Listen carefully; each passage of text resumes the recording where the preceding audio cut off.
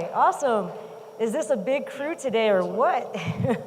There's still lines outside, I think, of people trying to get in. So this is really wonderful. Today is the 4th year of having the largest summit we ever had. And it sounds like I have a little bit of feedback. Maybe they'll be clearing up for me here. Thank you. So I want to congratulate everybody on your dedication to sustainability. Again, for the 4th year in a row, it's the largest summit. We have over 850 participants. We have over 50 exhibitors. Yeah, that's right. That's right. Over 50 exhibitors, as we've seen in the back. We have 24 breakout sessions, 100 plus speakers, and an EV ride and drive just to round things out. So your presence here visibly demonstrates that Denver's commitment to working together for a more sustainable community is strong and continues to grow. As we all try to move, I skipped a line here. This year's summit is working to elevate the human side of sustainability. Too often, sustainability is seen as only environmental protection rather than the delicate balance of needs between humans and the natural environment. As we all try to move to scale and broaden the impact of our work, this year's conference asks us to reflect on how we do our work, who does it serve, and who does it leave out. We're elevating the concept of equity. For the first time this year, we have an equity and affordability track. This is, that's right. We were reluctant to do this in the past because we did not want for it to seem like this is to the exclusion of these concepts being talked about in all of the tracks. But to the contrary, this year, we are providing additional space for us to think about who gains and who doesn't from the systems that we create. This is an opportunity to think about what untapped potential, what new audiences, and what new strengths and opportunities are out there for us. To make the difference that we all seek, to make Denver a place that thrives now and in the future, we have to make sure that we are broadening the audiences with which we connect so that Denver is truly a city for all, today and tomorrow. And so, with that, a few logistics. I think I should give you all fair warning that you are live on TV today. We are streaming live on Facebook as well as on Channel 8. And so if you want to say hi to mom, or if you want to, do a little dance or the wave, you're welcome to do that. Just don't paint your belly with sustainability because no one wants to see that. So there's one other thing that I have to let you all, and I fell behind on my slides here. There's one more thing I'd like to let you know about. Today we have a new app, not Wova, but Whova. And you all can bomb my photo right now. So we're going to do a little selfie. All right, so everybody bomb it. Say hello. Woo. All right, now that's going to be on Whova because you can post directly to the app. So if you want to see yourself in this picture, please download the app and you'll see it there. You can post your own pictures. You can start your own chat and be able to converse with each other. You can link up and network.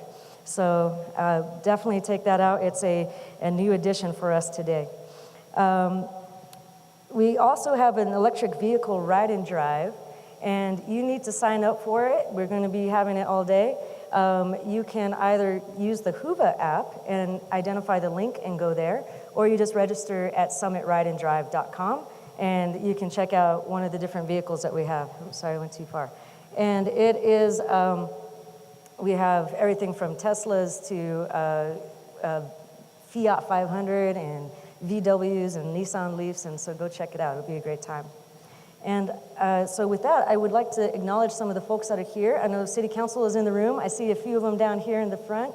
I know at least the ones registered, and I haven't spotted them all yet, but Councilwoman Robin Knich, Councilman Paul Cashman, Councilman Jolyn Clark, Councilwoman Stacy Gilmore, Councilman Rafael Espinosa, and Councilwoman Mary Beth Sussman, I believe, are all supposed to be or are here today. So let's give our council people a round of applause.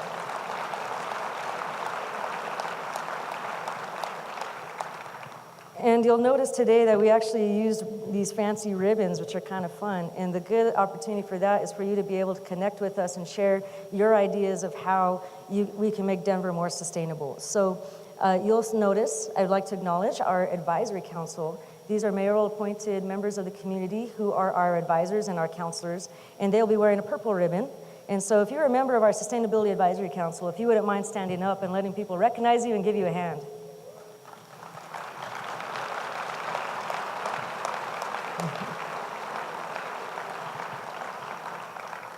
Thank you. We also have a similar crew that is within the city.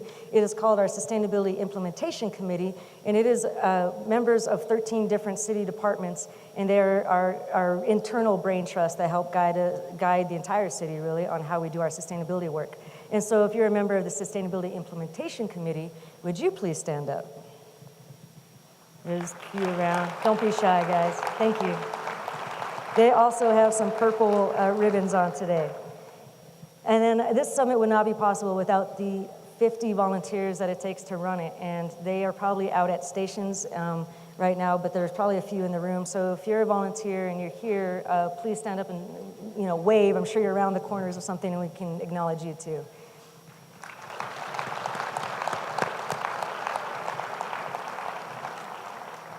You'll see them throughout the day and be able to give them a high five or something like that. All right, so let's see here. The slide I'm showing. Oh, there we go. There's the advisory council. My apologies, I didn't have those up. I'll give them time later.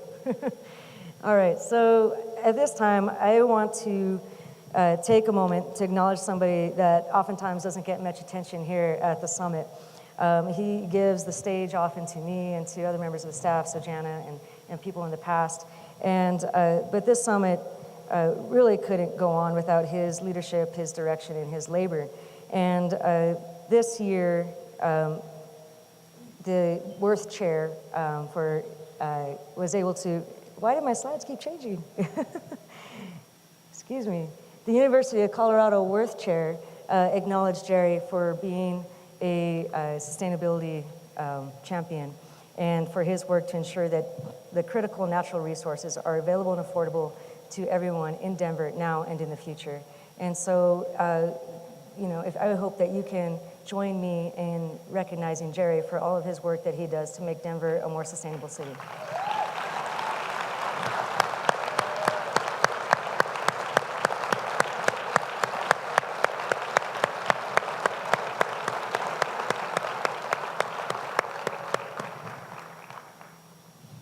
All right. With that, we can move on here. Let's see if things work. All right. So each year we update our 2020 goals, and you can find the progress that we've made on the goals on both the link within the Whova app and, of course, on our Office of Sustainability site. You can see it also in your program book. It's not quite the center page. It's just past center, and that'll give you a little bit of an update of how we're doing on our goals. All right. So, and we have sustainability goal captains. I think it's important to acknowledge them. They will be here throughout the day. A lot of them are your speakers. These are different staff members that really do champion the efforts on the different goals. Our office cannot do it with only 3 people. There's no way. This is really a team, a city effort across many departments across the city. And so these are the folks that are really being our champions. And, I think we should give them a round of applause as well.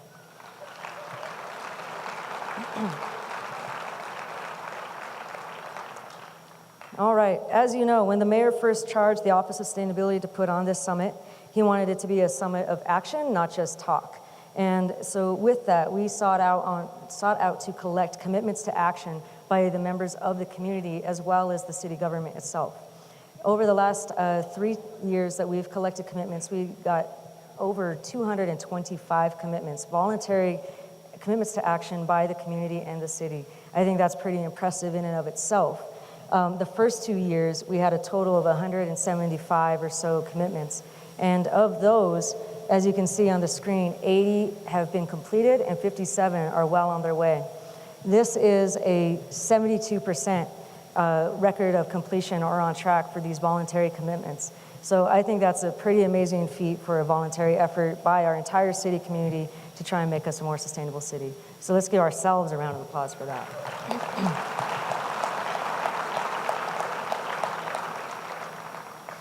If you want to see a full listing of the commitments, you can, again, see them on our Office of Sustainability website, and we also have a link in the app as well to that.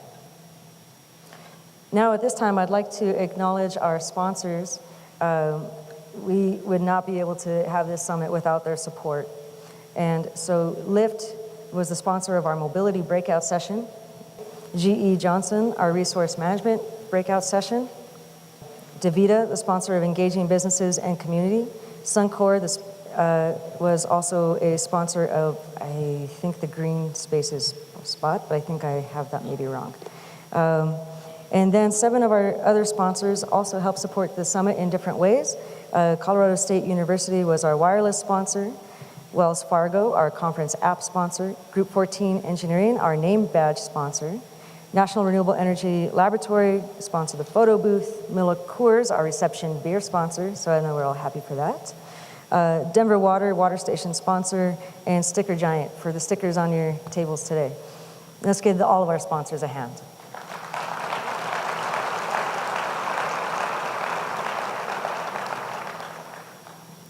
Amoresco is also our sponsor for Spanish translation services, and there's also the National Western Center, which sponsored the bags today, and then IBM also is a sponsor, but we don't have them associated with a particular item. So thank you again. We should give them a round of applause as well.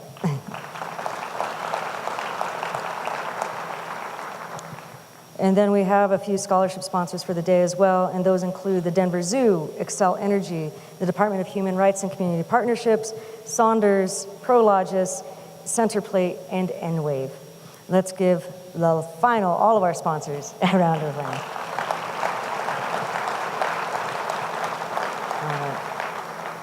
And with that, it's my honor to introduce our next speaker, the reason why we're all here today, who set us off on this path 4 years ago, or 3.5 years ago, Mayor Michael B. Hancock.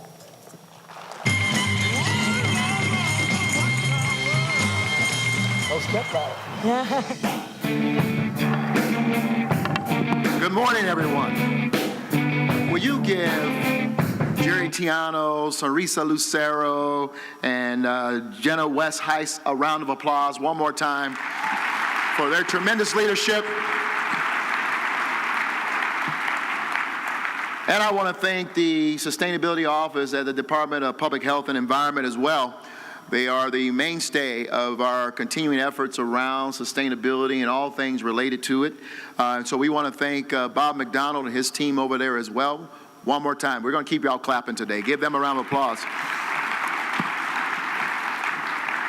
I just noticed now, Sarisa did something this morning that is a feat for her. Normally there is at least a 2-foot platform up here for her.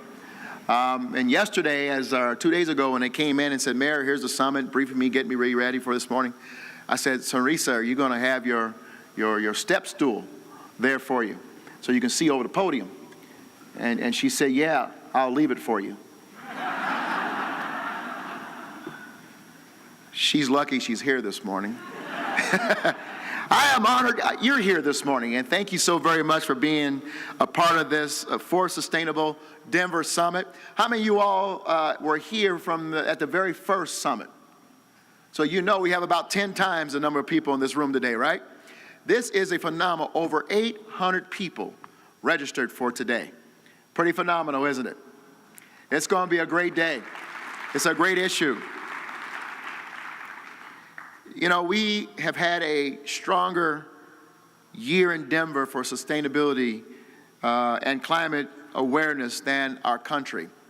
So I got to tell you, before I get into the good news about what we are doing here, I want to pause, and I got to ask you to join with me on a very difficult and challenging journey for just a moment, and that is to the bad news and the dysfunction that continues to come out of the administration in Washington, D.C. You all remember, I know you saw the news last Friday. This blew me away. I couldn't believe this happened. About the news, another report on climate change came out from our own scientists, our scientists, from across 13 federal agencies that the White House tried to bury. It lays out pretty clearly what's happening to our planet. I love what our president said. He says he's going to trust his gut that climate change is not real. That's a big gut.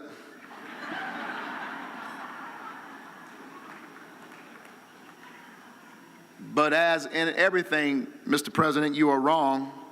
And your gut is wrong. And I want to just tell you all here today very clearly that in Denver, we trust science. We believe in science. And that's not my gut telling me that. And the way to address the catastrophic wildfires that we have seen, it's not by raking leaves. It's about raking the cobwebs out of the White House. So we got to get real. And today's gathering is about Denver being serious about science and about all of you standing up and joining us and saying, in Denver, Colorado, we will believe in science. Last February, we signed a groundbreaking MOU with Xcel that opens the door to a new level of cooperation between the city and Xcel. A few months later, the Public Utilities Commission approved Xcel's Colorado Energy Plan. Now, thanks to that plan, which we supported, 55% of Xcel's energy grid will be powered by renewables by 2026. While also cutting carbon emissions by 60% with little or no increases in our rates. Thank you, Xcel Energy, for believing in science. What else is happening here in July? We released our detailed climate action plan to cut our community emissions 80% by 2050. We are just a few, we're one of just a few American cities with an action plan to reach a goal like that. And we're going to lead by example. I know you've heard this, but it's worth repeating. By moving our city facilities to 100% renewable electricity by 2025, with a community-wide target by 2030. Good news is happening in Denver. You can clap, it's all right. That's good stuff. This fall, we completed our second year of implementing the Energize Denver program, and I love this program and because so many commercial real estate owners opted in. We've seen so far in just 1 year a 4.5% reduction in energy use among reporting buildings in just 1 year. That's a $13.5 million savings in energy costs, all the while reducing our community's greenhouse gas emissions. And while we had concerns about the practicality and the challenges of the Green Roofs Initiative, which passed last November by Denver voters, we leaned in. We worked with a diverse set of stakeholders, and we now have one of the most progressive and forward-thinking building policies in the country. Thank you to the entire community. Thank you to City Council. We all know the reality, because the reality is all too clear. Climate change threatens our people directly, putting our health, our environment, and our economy, our very way of life, at risk. The quality of life in our neighborhoods take a hit when rising temperatures and changing weather affects our parks. On November 29th, we will experience 60 degrees today in this city. The quality of life in our homes takes a hit when increased smog related to climate change increases the rates of asthma in our children, especially in those communities where families are forced to make very difficult choices between caring for their kids and their well-being, or paying for their rent or their mortgage. Everyone's quality of life takes a hit when the value of sustainability isn't a part of the conversation when it comes to safeguarding our environment, our residents' access to affordable housing and affordable transportation choices, or their health and well-being. We must be deliberate. We hold true to the values here in Denver, and that's why we have the success we're experiencing. We're going to remain true to the Paris Climate Accord. We're going to remain true to our values of sustainability, and we're going to remain true to make sure that commitment to sustainability reaches every vestige, every economic level here in our city. None of this success happens by government acting alone. This is not a unilateral party. It happens because of the partnerships we have with you, our business community, our nonprofits, our educational institutions, and our residents. You have all been strong partners in many ways, and that's why this room has continuously increased every year. Not the least of which is the announcement today that over 50 new commitments you've made to take specific action to move sustainability forward in Denver. In the past 3 years, you've made over 225 such commitments. I'm not aware of any other city that has a track record of the commitments like that here in Denver. You have made this entire city very proud. Let me give you some of the examples that are in this room today of the commitments that have been made. The Office of Children's Affairs made a commitment to increase access to public transportation, public transit, and multimodal transportation options for youth under the age of 18.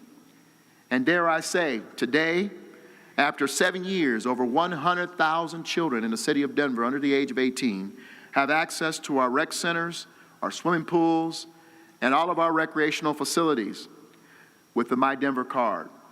We still have a goal of that My Denver card being used as their free access to public transportation, and we're not going to stop until we meet that goal.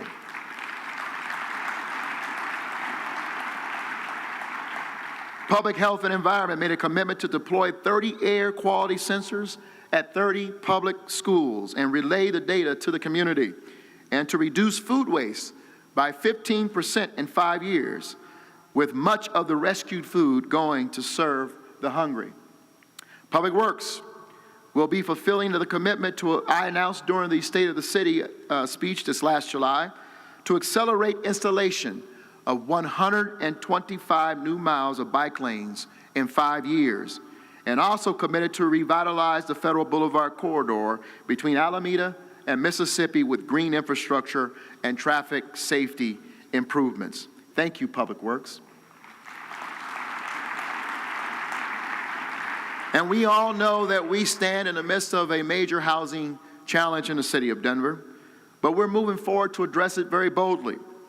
And that's why the Office of Economic Development's Division of Housing, in partnership with Denver Housing Authority, committed to produce an additional 200 affordable units in 2019 and 433 units in 2020.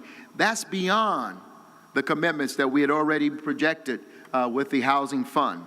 Thank you, Office of Economic Development and Division of Housing.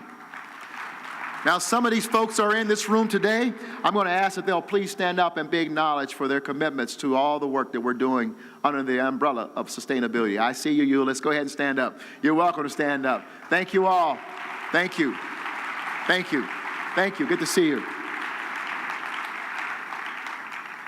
I want to call out before I leave one notable private sector commitment because it's about jobs, green jobs for Denver. The Concept GB, they have a table here. I just walked by them and took a look at the vehicle they have with us today. They produce all electric vehicle that can be, that you can see at their table if you get a chance to go by. It's a pretty phenomenal facility, or at least vehicle. Concept GB has made a commitment to place its U.S. manufacturing plant in Denver if they can obtain orders of 125 of these vehicles in the Denver area. Concept GB's founder, Sabine, I'm going to try to say her name, Lune Vanneau, how'd I do? She is here with us today. Sabine, thank you. Thank you to Concept GB as well, and thank you for your pledge to Denver. We're going to ask if you'd stand up and be acknowledged as well. There you are, up front. How'd I do on the name? Thank you.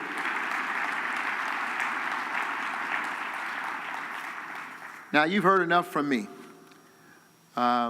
It's my pleasure this morning to introduce the phenomenal keynote speaker who has traveled to Denver to grace us with his words and really his power of presence around this issue of sustainability.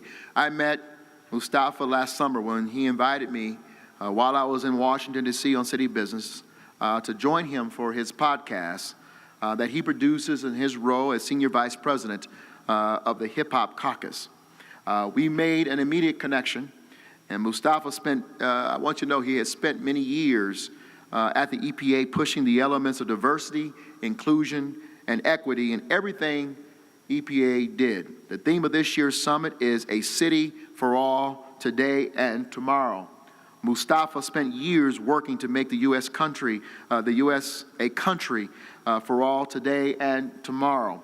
When the EPA began moving away from these concepts under the current administration, under the gut, Mustafa gave up his career there and moved into the private sector, where he now continues to crisscross the country, connecting sustainability to the people, all of the people. He pursues sustainability the same way I want Denver to do it, by involving all and recognizing the needs of all. Mustafa, we are proud to give you a warm welcome to the Mile High City. I want you all to know you're in for a treat. It's my pleasure to bring to the stage, our keynote for this morning, Mustafa Santiago Ali.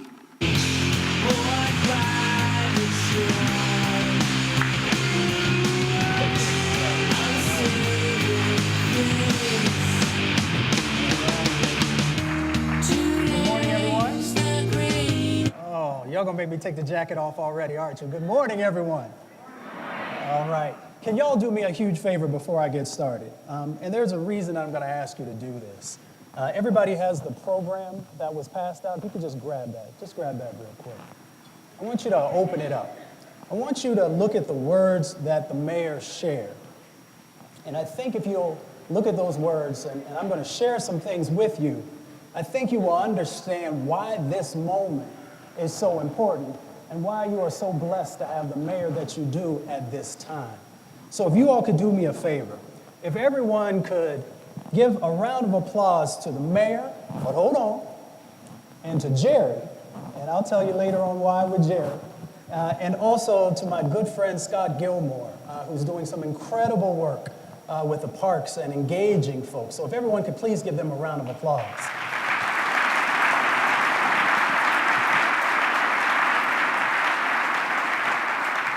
So it is a blessing to be here with you. It was interesting when they said, well, Mustafa, you want to come on out to Denver and share some words? And I was talking with Jerry, and Jerry was navigating, trying to catch up with me between airplanes and airplanes. And as we were going through this, folks shared with me the amount of time that I would have to be able to sort of engage with folks. And I don't know if most folks know that I come out of a family of Baptist and Pentecostal ministers. How many folks in the room know somebody who's Baptist or Pentecostal? I don't know if we made it all the way over to Denver. All right, keep your hands up high. I want to see all those folks. Okay. And so for those of you who know us, you know that it takes us a good 15, 20 minutes just to say good morning. Does that make sense, everybody? And it's interesting that in the family that I was raised in their connection to working on issues of civil rights and environmental justice and climate issues, sustainability, conservation, all these various things, I was blessed to have an incredible mother and grandmother who are the rocks that I stand on. And I speak about them all across the country when I have the opportunity to engage with folks. And my mother and my grandmother told me when I was very young, they said, son, you're going to have some tough days. By a show of hands, how many folks in the room have ever had a tough day? Hold your hand up high. Everybody look around real quick. Just run over and touch that person never had a tough day. Just touch them real quick. We need to figure out what they got going on. You might want to wait and touch them next time Mega Millions or the Powerball gets real good. But it's important that we recognize the challenges that we have. For those of you who have been serious about working on issues of sustainability, for those of you who are serious about working on climate change, for those of you who are serious about environmental justice, on civil rights, many of these issues, worker rights, all these things that come together in the work that we do, you're going to have some tough days. And what are you going to do when you're faced with those situations?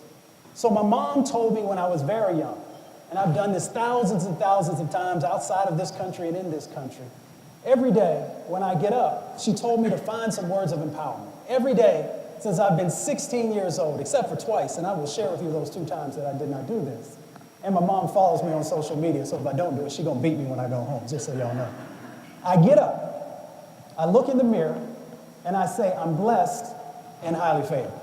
Now, I don't know how y'all do it in Denver, but we're about to find out. Y'all try it with me. I'm blessed and highly favored. Boy, we got some heathens in the room tonight, don't we? Let's try it again. I'm blessed and highly favored. We'll try it one last time. I'm blessed. Uh-oh, it's getting good to you, isn't it? And highly favored. All right. And the reason that we need to make sure that we surround ourselves with this energy is because the seriousness of the issues that we are focusing on. So there's going to be some slides, I think they're going to start sometime here. I sure hope, well, man, there you go. These are some of the most important things that you will see and hear as I'm standing here on the stage.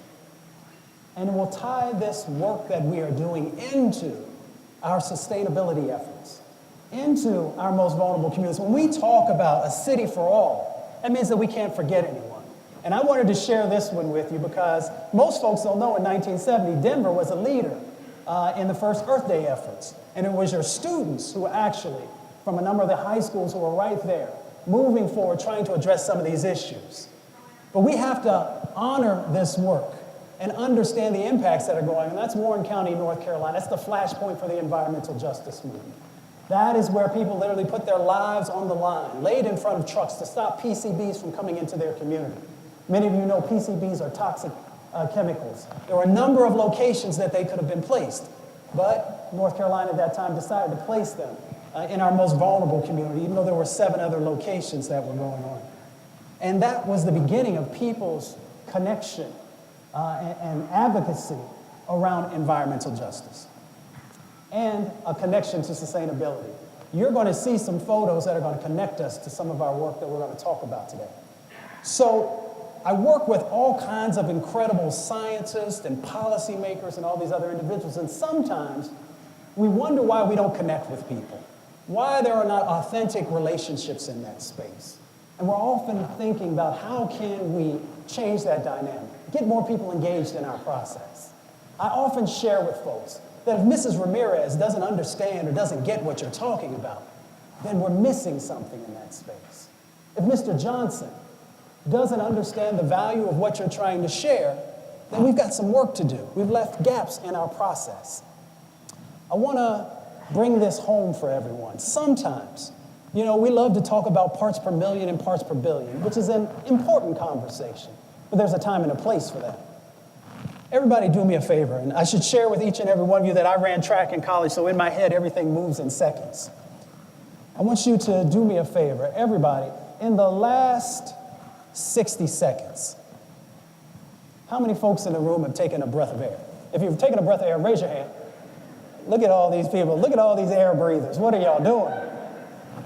Silly question, isn't it? You're like, Mustafa, why would you ask me if I take a breath of air? It's an autonomic response. It's something natural that we all do. But we know that far too many places in our country still can't take a breath of fresh air. And we know sometimes here in Denver, on certain days, it can get a bit difficult. Do me a favor. Everyone take in a deep breath. Hold it just for a second. I want you to think about a child that's in your life that you've let it out. Think about that child that's in your life. And what would you do for that child? How far would you be willing to go to make sure that they are protected? How many folks in the room know that in our country, sometimes labeled as the greatest country in the world, 200,000 people die prematurely from air pollution every year? 200,000 people. In our country, 25 million people have asthma. Let me ask this question by a show of hands. How many folks in the room know somebody who has asthma? Raise your hand and hold them up high. I want everybody to look around. probably about 90% of the room knows someone who has asthma. 7 million kids in our country have asthma. And we know disproportionately as African American and Latino children who are the ones who are going to the emergency room and who unfortunately are the ones that are losing their lives. There are others, but disproportionately it is those communities. Our sustainability efforts can actually help to make real change happen. You all sometimes hear the term frontline communities. How many folks in the room have heard frontline communities before? How many people actually really understand what that means? You saw a photo that went by, the Manchester community in Houston, Texas. By a show of hands, how many folks have been to Houston, Texas? Look at everybody been to Houston, Texas. Keep your hands up if you've been to Houston. Boy, you're lucky you put your deodorant on today, didn't you? You didn't know you were going to do all this. How many folks whose hands are up actually have been to the Ship Chapel? Everybody look around the room. How many people have been to the Manchester community? So we've got about 3 hands that have actually been to the Manchester community. When we talk about frontline communities, it doesn't get any realer than that. And our sustainability efforts can help to change some of the dynamics that are going on. In the Manchester community, primarily a working class Latino community, you can literally stand on people's front porches, sometimes on their back porches, and reach out and touch the piping that exists in some of the facilities that are there. Imagine that. Imagine what's coming out of those stacks and things that people have to deal with on a daily basis. You saw a picture of Cesar Chavez High School that went by. That was a picture that you saw the school and the track, and you saw the stacks with the flares that were going on. And imagine if we expected our children to be able to learn in that type of a situation. That's a frontline community that's dealing with that. And when we are talking about sustainability efforts, we have to think about all these different dynamics that these communities are faced with so that we can make our communities healthier as a whole. The Manchester community is also one of those communities that, when the mayor talked about the reports that came through, IPCC, the National Climate Assessment, and we talk about the hurricanes, we talk about the flooding events, that's one of the communities that also the hurricanes came through. Lots of times in that instance, people were talking about, the various Superfund sites that were there, but they were also talking about startup shutdown. So I promised that I would not get political, and I'm doing my best. But let's just keep it in a generic form. If we know that we have these types of impacts that are happening across our country, what sense does it make to pull out of the Paris Climate Agreement? What sense does it make to try and weaken the refinery rule? What sense does it make to try and weaken mercury standards?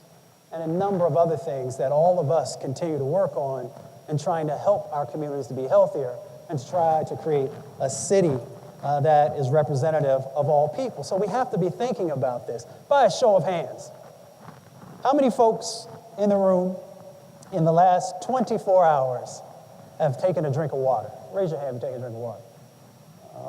Okay. I saw a couple of camels, but that's okay. I want you to think about something. When we turn the tap on, we automatically assume that fresh water is going to come out of that. The amazing thing is that there have been some flashpoints that have really begun to galvanize people's understanding of the impacts, the environmental impacts, and the climate impacts that continue to happen around our country. One of them was Flint, Michigan. How many folks don't know what happened in Flint, Michigan? I was going to say, just ask your neighbor. So sometimes we forget how devastating lack of action, lack of access for communities and others to be able to properly engage with our local, our state governments is. And Flint is a great example of that. Those children now have to deal with, for the rest of their life, lower IQ points. They have to deal with neurological disorders. But they also are now caught into a web if folks don't intervene and help them. Because we know that when you lower IQ points, we know that some of the other public health aspects that are, a part of lead exposure, that you may end up getting into some things to be able to try to provide because, one, you couldn't finish high school. And in our country now, if you can't finish high school and if you don't go to college, it makes it extremely difficult to be able to compete in this society. Here's the thing that far too many people and those of us who work in sustainability have to think about. is that Flint is not a one-off, if you will. There are over 3,000 additional locations that have higher levels of lead in their water than we do in Flint. And that's the reason that we do this work, to help to make real change happen. Sometimes we forget also about some of these other impacts that are happening, in the sense that we have a plastic problem that's going on, and we have to think about, through our recycling programs, how do we get people engaged? But sometimes we forget the impacts that are happening. How many folks in the room know, and it's amazing, that 1 million plastic bottles are purchased every minute in the world? 1 million. Take your phones out and Google it. 500 million straws each and every day are utilized in our country. Where does that go? So if we don't have strong recycling programs, and I want to anchor you all with this, if we're not moving forward on recycling programs, where are the communities that the plastic pollution is going into that doesn't get into our water bodies and make it into our oceans? Where is it going? We all know where it's going. It's going into our most vulnerable communities, communities of color, low-income communities. So that's the reason I feel that we have to do this work, and we have to do it effectively, and we have to engage with folks so that we can make real change happen. You saw some of the other slides that talk about some of the plastic-related issues that are going on. There is a study that came out that says that if we don't address this issue, in a very short amount of time, we will have more plastic in our oceans than we do fish. Now, how many folks in the room enjoy your fish, crabs, lobster? Oh, I guess it's too far away in Denver. Is that what you're telling me? It's like, Mustafa, you need to know your audience. Talk about bison. How many people love your bison? No, I'm playing.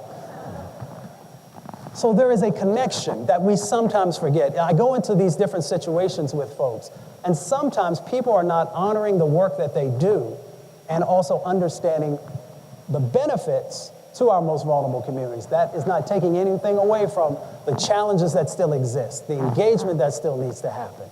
But we can make real change happen. And then the mayor, thankfully, also shared with you all the IPCC report and also the National Climate Assessment.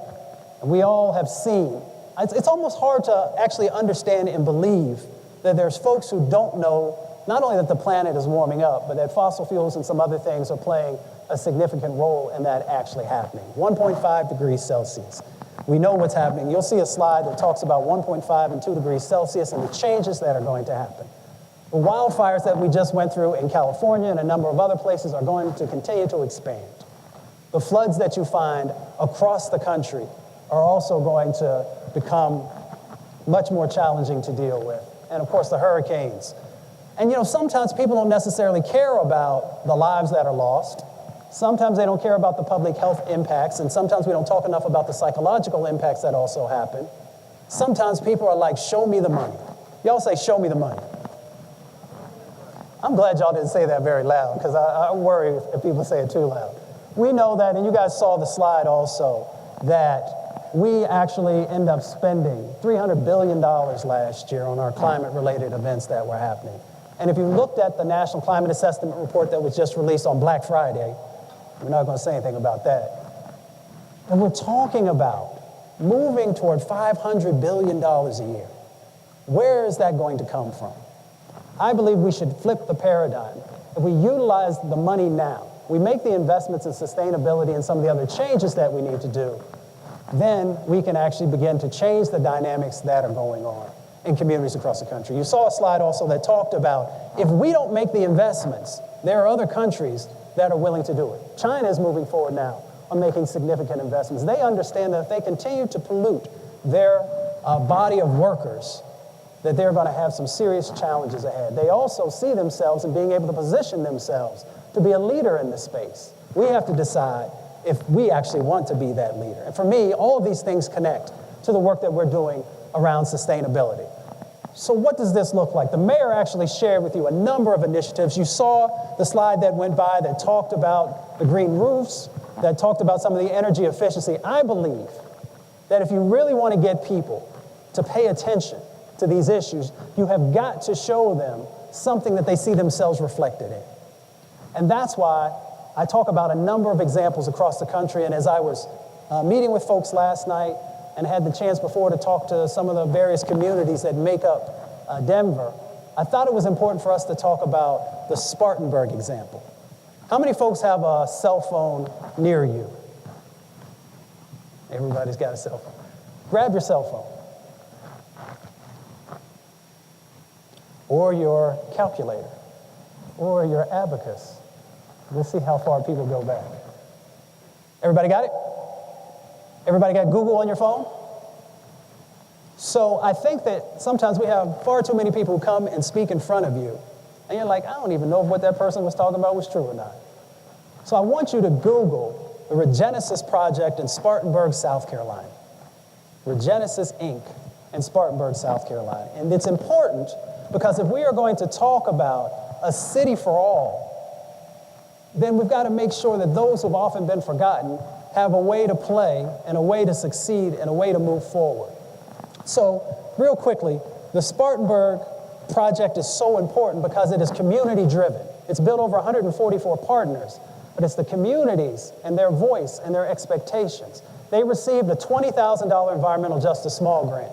That's important because the president wanted to eliminate that program, but there was a program that came out of a set of recommendations from communities. And the communities began to do something that many of you have been a part of. They did charrettes or visionings, however you want to label them. And they began to talk about not only the impacts that were happening in their communities, but also the positives that they were looking for when they looked at other communities. So let's see if this resonates with any of you, and in your work you've experienced this. So one, they had bad transportation routes that weren't healthy and that were actually dangerous. And they were dangerous because in this community, it was labeled as the other side of the tracks. They had a chemical plant, they had a medical waste landfill, a number of different things. And there was only one way into the community. So if you got into the community, there were train tracks that went across the road. And the train used to come and would idle for hours. And if there was an explosion that happened in that facility, they told folks to just do sort of a shut-in where you pull your windows down and shut your doors. So the community was like, we've got to change this dynamic.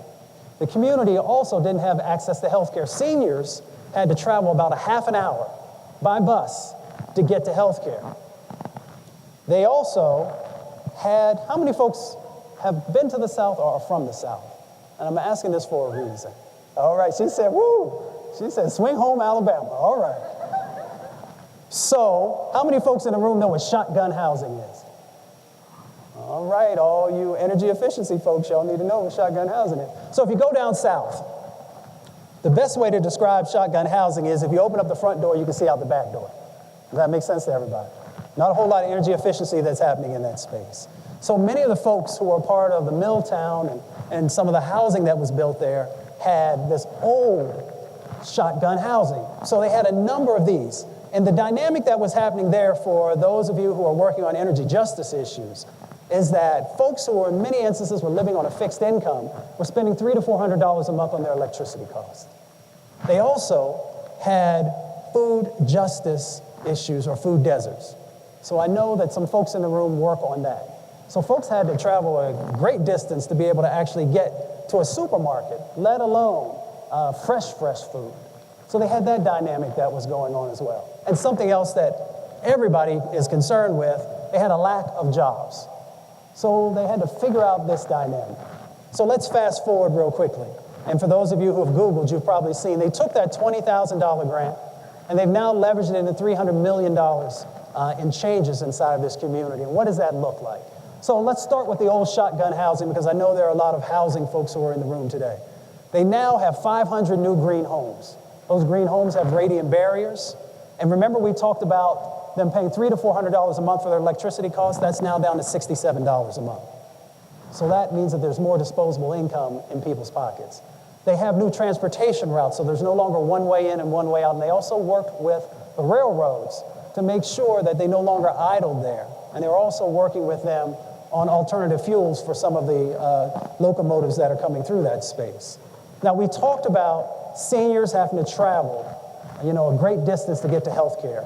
You probably saw the slide where they now have 5 health care centers. And that's important because, one, it created jobs, and two, it now gives people access to health care, which is super important. Now, for some folks, it's hard for you to imagine having to go a great distance to be able to get to a doctor. But there are communities across our country who are still dealing with that situation.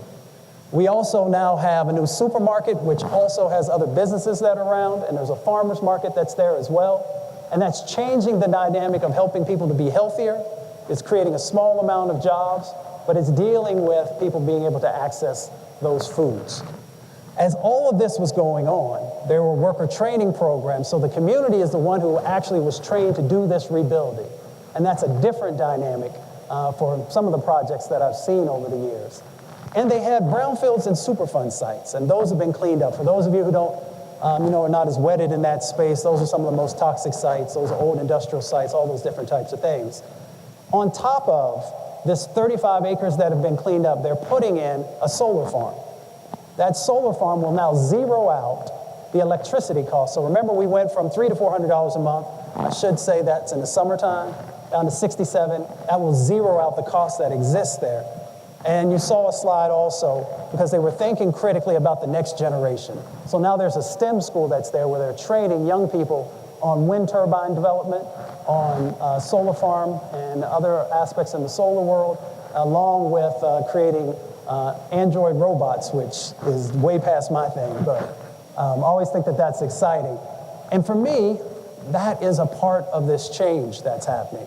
This is how we begin to think critically about our sustainability work and making connections with folks. And unfortunately, in our country, sometimes we forget, one, about authentic relationships, but two, about power. How many folks in the room when you were in school had a class that taught you about power? Anybody have a power class? We had about 4. I'm not talking about like Tybo or anything. I'm talking about real power. Okay. So, one of the things that we have to do is to help communities and to also help ourselves understand that we actually have power. What does that actually look like? How many folks in the room remember the Women's March by a show of hands? Y'all remember how many men were saying that 1 million women would never come together? And sister said, oh yeah, I got something for you. And you saw it play out in the elections that have just passed. That's power. How many folks remember the Science March? So I was there. Folks said that scientists would never come out their labs. And I said, come on, it's okay. Now, I'll share with you all a secret, and unfortunately, this is actually being beamed wherever it's going to. A whole bunch of those scientists didn't have a whole lot of rhythm. So as we were marching, I was saying left, right. Don't worry about it, just march. And we've also had other examples of how power is playing out.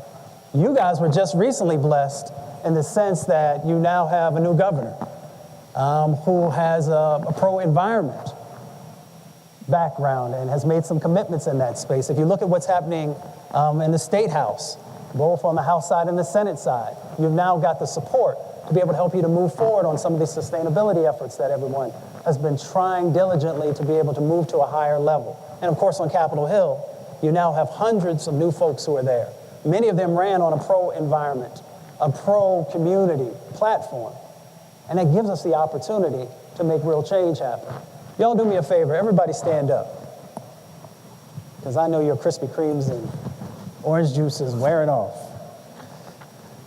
So I want to share something with you all.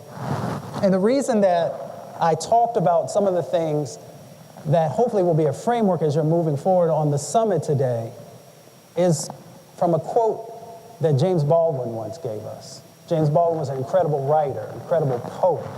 And he said that if I love you, I have to make you conscious of the things that you don't see. Sometimes we don't see each other.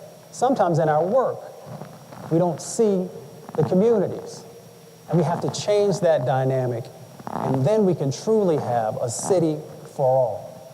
Dr. King said that we come to these shores on different ships, but we're all in the same boat now. We have the ability now to make real change happen. Everybody do me a favor. Everybody say power. That was just pitiful. Y'all didn't even believe you had power. Let me go over on this side of the room. Everyone say power. Power. All right, it's getting good to you, ain't it? Everybody put your right hand in the air like it's 1968 at the Olympics. Let me see what y'all do now. This is one guy said, I am not lifting my hand. Everybody say power. Power. I want to share with you what power looks like here in Denver. And I want you all to make sure that you are honoring these folks. So we have folks who are here from Mercy Housing. Mercy Housing is going to increase their SNAP outreach and enrollment, formalize food banks and pantries, and expand nutritional education at 7 Denver locations. And they are also working with 1,700 residents. Are the folks from Mercy Housing in the house today? Where are you? Let's give them a round of applause.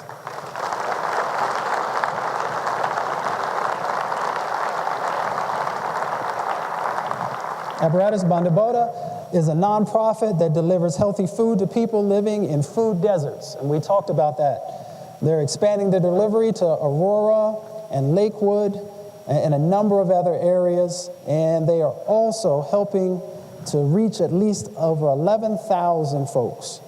And they are also increasing their access to fresh fruits and vegetables. And I know they are in the house. Can we give them a round of applause? Hold your hand up high, brother, so they see who you are.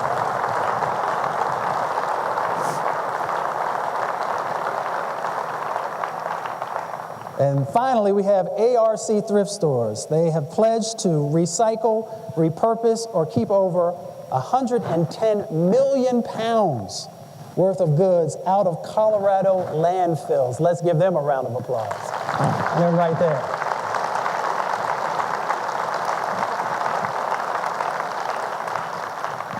You see, we have power. We have folks who are doing great work. We can stop diesel trucks and diesel buses for the places that still exists and move to natural gas and some of the other cleaner, hopefully electric buses, to make sure these impacts, especially in vulnerable communities, are no longer happening. We can make sure we're addressing these food desert issues. We can lower the air pollution impacts that are happening and thereby lower some of these impacts that are happening from severe climate events. But we have to realize that we have power and that we can make real change happen. I'm Mustafa Santiago Ali. Thank you all for a couple of minutes of your time.